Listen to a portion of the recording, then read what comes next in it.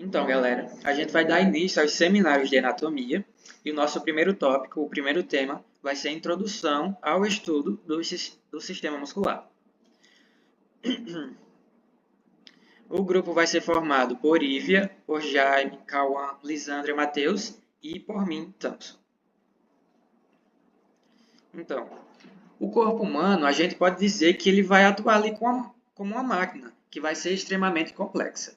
Essa máquina, então, ela vai ser constituída por sistemas, que vão ali garantir uma manutenção e o funcionamento adequado do nosso organismo.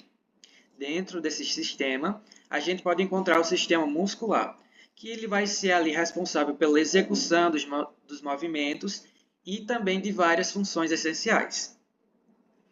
E a gente pode falar que os músculos vão ser, então, tecidos especializados que são constituídos por células musculares, que podem também ser chamadas de fibras musculares, que vão ter a capacidade única de se contrair, ok? Essas fibras elas vão ser controladas pelo sistema nervoso, que vai atuar ali como uma ponte entre o cérebro e os músculos, garantindo ali que o corpo ele reage de forma eficiente aos estímulos tanto internos quanto os estímulos internos. Então, a gente pode estimar que de 40 a 50% da nossa massa corporal vai ser devido aos músculos. E isso só evidencia o quanto eles são importantes para o nosso organismo. E os músculos, eles podem ser divididos em três diferentes tipos. A gente vai ter, então, o músculo estriado esquelético, o estriado cardíaco e o músculo liso. Então, cada tipo de músculo, eles vão apresentar características celulares específicas, que vão se adaptar às suas funções únicas.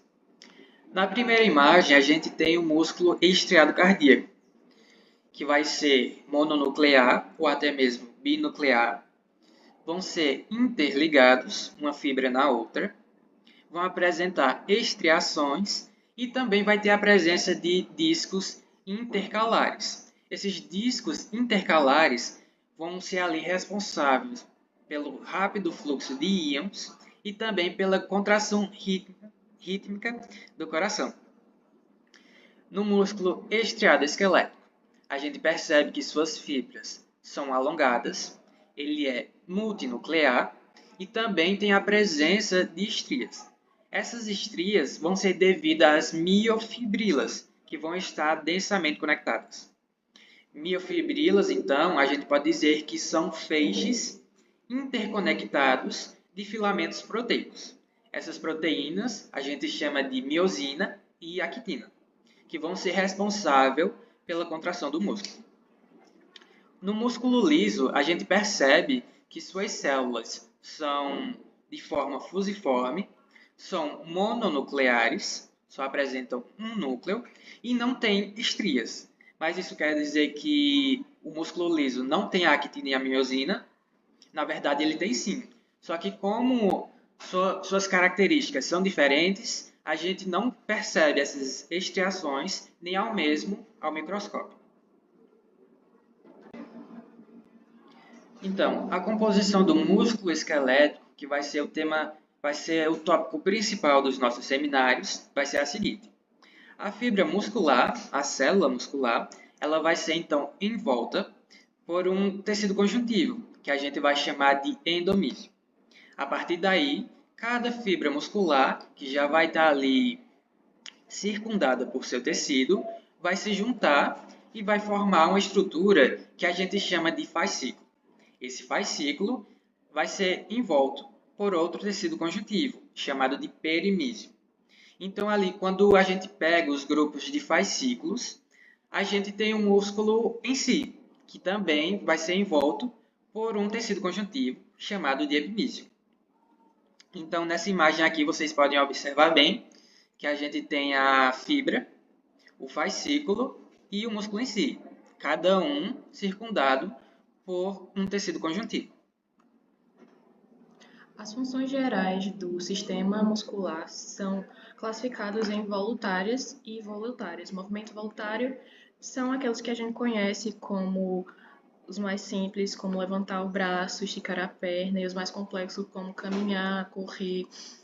Além disso, o sistema muscular é responsável pela nossa postura e estabilidade.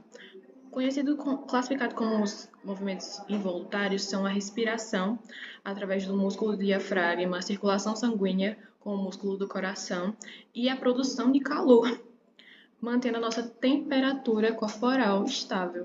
O músculo liso é caracterizado por movimentos involuntários que são realizados pelo sistema nervoso autônomo, sem estriações, diferente do músculo esquelético.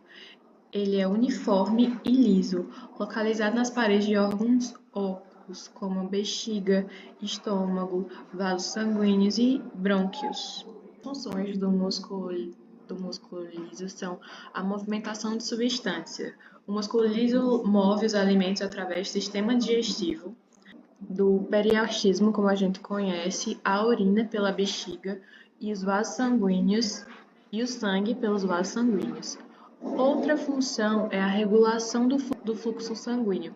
Nos vasos sanguíneos, o músculo liso se contrai ou relaxa, regulando a pressão arterial. Controle das vias aéreas. Nos brônquios, o músculo liso pode ajudar no fluxo do ar, contraindo ou relaxando caso necessário. Outra função é a função uterina. Durante o parto, ele se contrai para auxiliar a expulsão do bebê. O músculo estriado cardíaco está presente exclusivamente no coração, formando o miocárdio, que reveste ele. Esse músculo apresenta contrações involuntárias e ritmadas para justamente nos manter vivos, bombeando o nosso sangue. Suas células são menores e são interligadas através dos discos intercalares, que são especializações da membrana plasmática.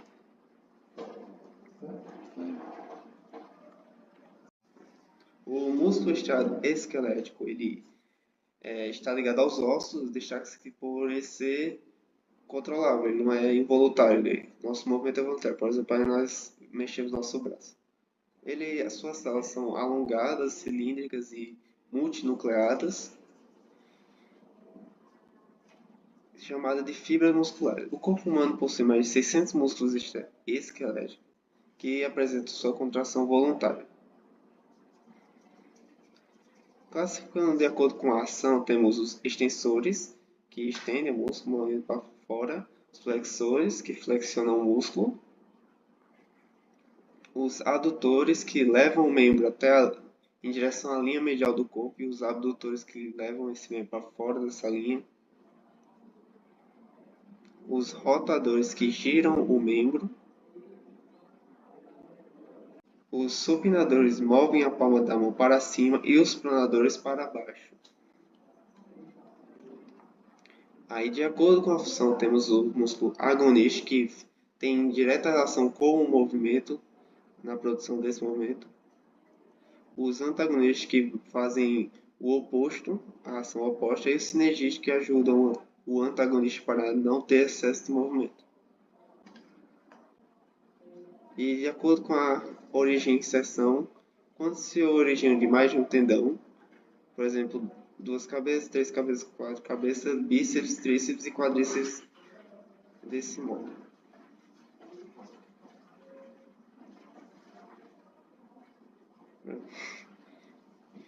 O músculo pode ser feito por mais de um tendão quando há 2 tendões são ditos bicaudados e quando há 3 tendões ou mais tendões são ditos policaudados. Oi, meu nome é Jaime e eu vou dar continuidade ao conteúdo de tecido muscular. Como já foi dito, a gente sabe que tecido muscular são formados por fibras musculares. E essas fibras são responsáveis pela contração e movimentação do músculo, do nosso organismo. Só que essas fibras podem estar dispostas de diferentes maneiras, dependendo de onde está a sua localidade e de sua função. Então, a gente pode subdividir a divisão dessas fibras em fibras paralelas e fibras oblíquas. Então, se tratando das fibras paralelas, o que faz com que uma fibra seja paralela? Para que ela tome essa classificação, ela precisa que todo aquele músculo precisa que todas as suas fibras corram em linha reta, ou seja, seguindo a mesma linha do eixo longitudinal daquele músculo. Seguindo esse raciocínio, elas vão de um tendão a outro sem se cruzarem, o que auxilia na maior amplitude de movimento, em contrações rápidas para aquele músculo, mas algo que não é tão favorável é a força, porque comparado às fibras oblíquas, elas vão ter uma perda dessa força justamente pela disposição dessas fibras. Dando continuidade, falando das fibras oblíquas, nós temos o contrário das fibras paralelas. Para que uma fibra oblíqua seja definida, ela tem que, ao invés de seguir o eixo longitudinal do ângulo, formando uma linha reta, ela forma um ângulo comparado àquele eixo longitudinal. Então, a sua disposição em relação ao tendão acaba formando um ângulo. Mas o que isso provoca? Isso provoca que o músculo aparenta ser mais compacto e espesso, por causa da formação desses ângulos na fibra. Isso acaba gerando mais força para aquele músculo, já que grande parte das fibras consegue se contrair simultaneamente. Mas, infelizmente, ao contrário das fibras paralelas, eles acabam tendo uma baixa amplitude. E alguns exemplos dessas fibras oblíquas podem ser os músculos peinados. Bom, dando prosseguimento, em relação às fibras oblíquas, elas ainda podem ter subdivisões. E uma dessas subdivisões são os músculos peinados, que podem ser divididos em unipenados, bipenados ou multipenados. Mas o que define um músculo unipenado? É quando as fibras se inserem em apenas um tendão. Um exemplo dele é o extensor longo dos dedos. Já, por exemplo, o bipenado, ele se insere em ambos os lados de um tendão central. E um dos exemplos que a gente pode usar é o reto femoral, encontrado na nossa coxa. E temos também o multipenado, que pode ser fibras musculares que se inserem em muito mais de um tendão. 2, por exemplo. Um exemplo que a gente pode citar é o deltoide, que é o músculo do nosso ombro.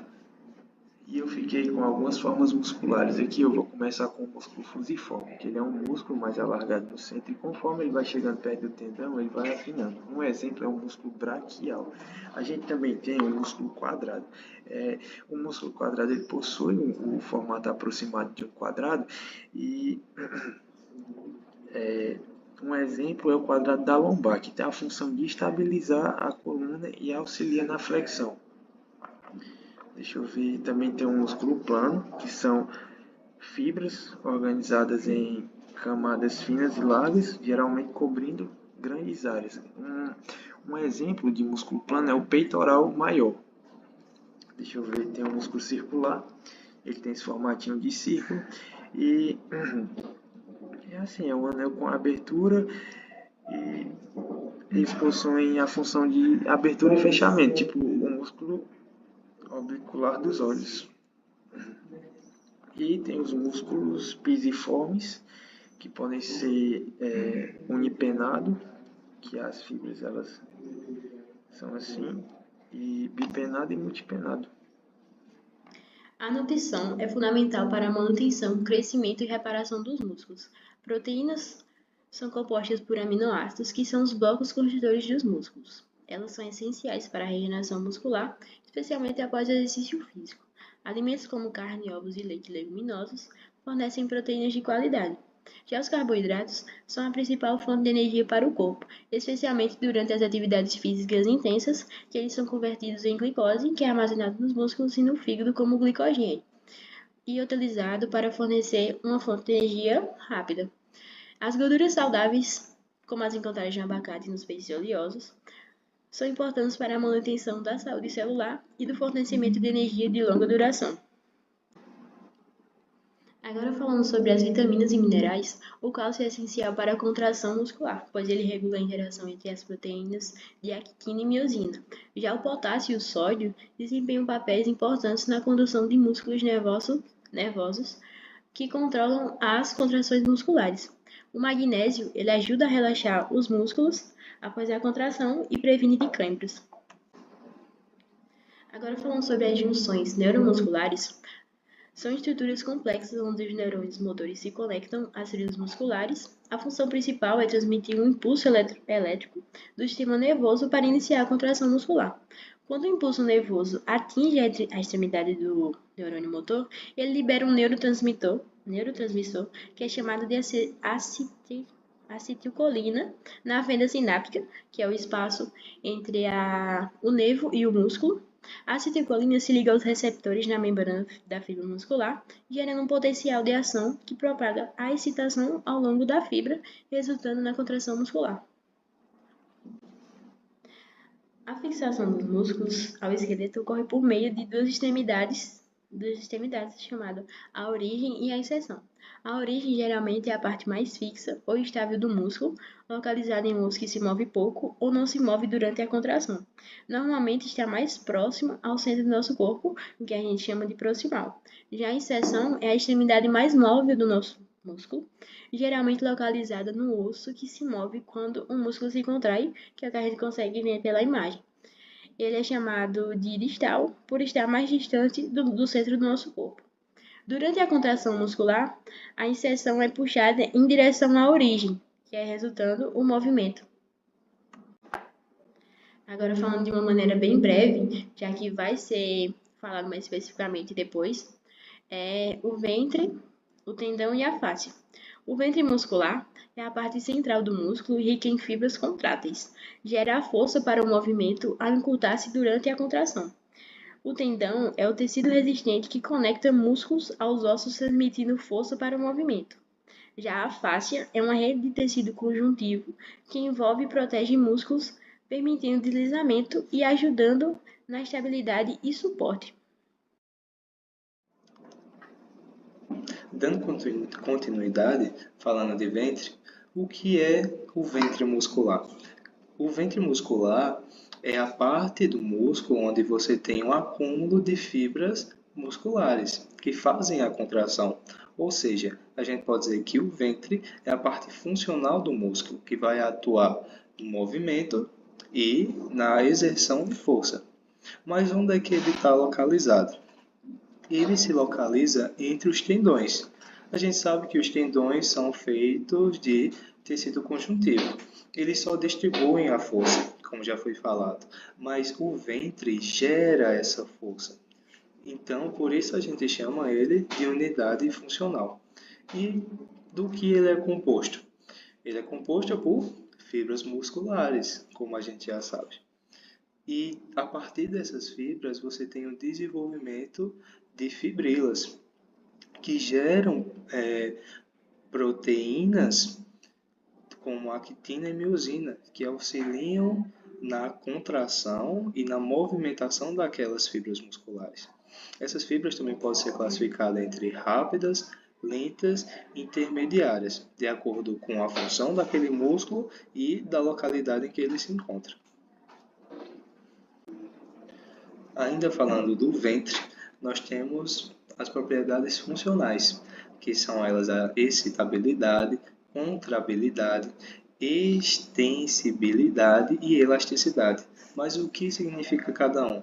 A excitabilidade é a capacidade daquele ventre ser excitado através de impulsos nervosos.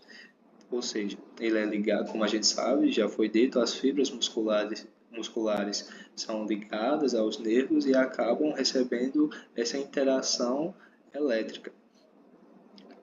fazendo com que o ventre faça sua contração e sua extensão.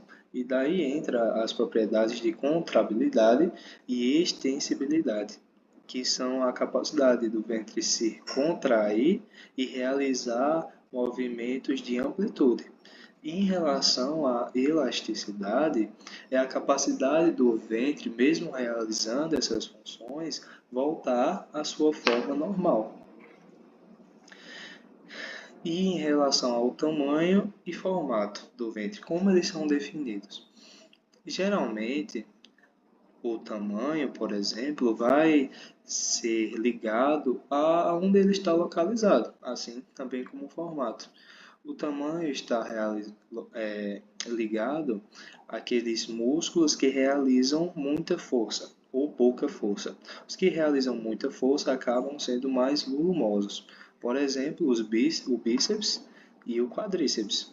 Por estarem sempre ligados e exercendo muita força, eles acabam tendo essa volumosidade. E em relação ao formato, nós podemos ter como exemplo os músculos fusiformes ou os nossos músculos abdominais. Os músculos do ventre abdominal, você tem músculos mais finos, mais espaçados, diferentemente dos fusiformes, que são mais curtos e mais redondos, digamos assim. Em relação à função no movimento, o ventre, quando entra em contração, ele acaba puxando os tendões e os ossos, fazendo com que ele tenha movimento. E esse movimento, a geração de força vai depender do tamanho do ventre que está exercendo aquela atividade. Que a gente pode fazer a relação com treinamento em casos de hipertrofia. Ou seja, aquele ventre vai estar sendo exposto a uma tensão e essa tensão acaba danificando as fibras musculares. Então, no processo de recuperação dessas fibras, elas acabam ficando mais espessas. Por isso que nós temos um crescimento no volume muscular, justamente por essa recuperação. E por ficar mais espessas, elas acabam se adaptando a poder adquirir mais resistência à força. Então, vem aquele fenômeno de hipertrofia. Os tendões eles vão ser estruturas fortes, flexíveis e esbranquiçadas que vão conectar o músculo ao osso. Isso vai permitir que a força que foi gerada na contração muscular mova as articulações.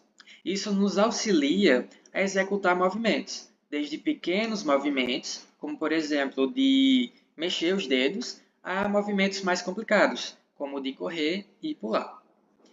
Então, por serem feitos principalmente de fibras resistentes, as fibras de colágeno, eles vão suportar mais tensão, porém eles não vão ser tão elásticos quanto os músculos em si.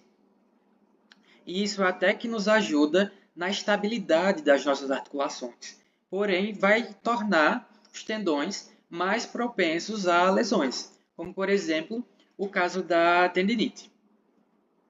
Então, nessa imagem superior, a gente pode observar os tendões que vão auxiliar nos movimentos dos dedos.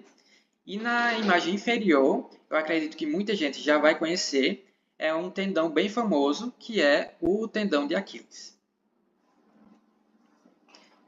Dentre os componentes, a gente vai ter a aponeurose, que vai ser ali formado por um tecido conjuntivo, e podemos dizer que é uma membrana que vai envolver grupos musculares e vai ajudar a se fixar no esqueleto ou até mesmo em outros músculos.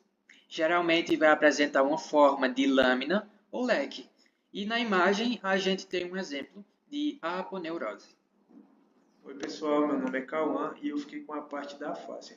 O que é a fáscia? A fáscia ela é o maior órgão sensorial do nosso corpo. É altamente inervado, é um tecido conjuntivo feito principalmente de colágeno.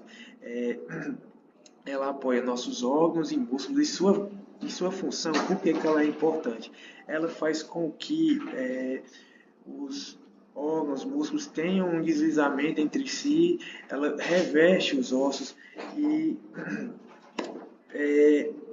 fornece amortecimento e suporte, permitindo que a gente se mova sem sentir dor. Ela é importante assim, desde do levantar, ela permite você levantar, sentar, correr, pular.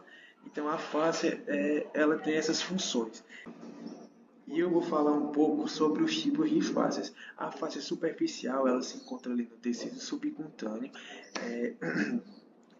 Ela tem alguns vasos linfáticos e glândulas, e ela também consegue ajudar ali a auxiliar na proteção das vias neurais. Já a fáscia profunda, ela conecta o músculo aos ossos, e também tem a fáscia visceral, que o nome já diz, visceral vem de vísceras. Ela dá ali a sustentabilidade, dá estabilidade aos órgãos e permite com que os órgãos eles deslizem entre si sem causar atrito.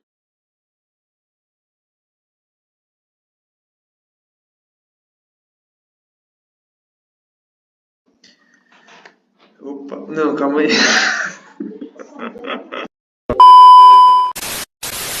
Que eles são convertidos em glicose, que é armazenada no fígado e no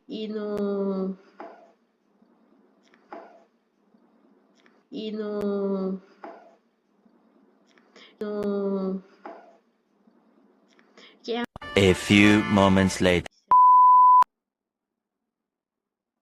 os carboidratos. A few moments later. Muscular caracterizado pelos movimentos involuntários,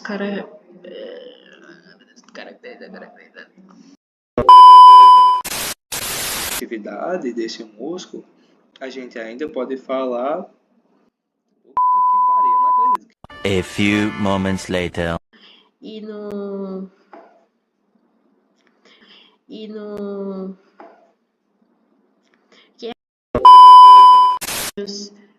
E estômago, já falei estômago.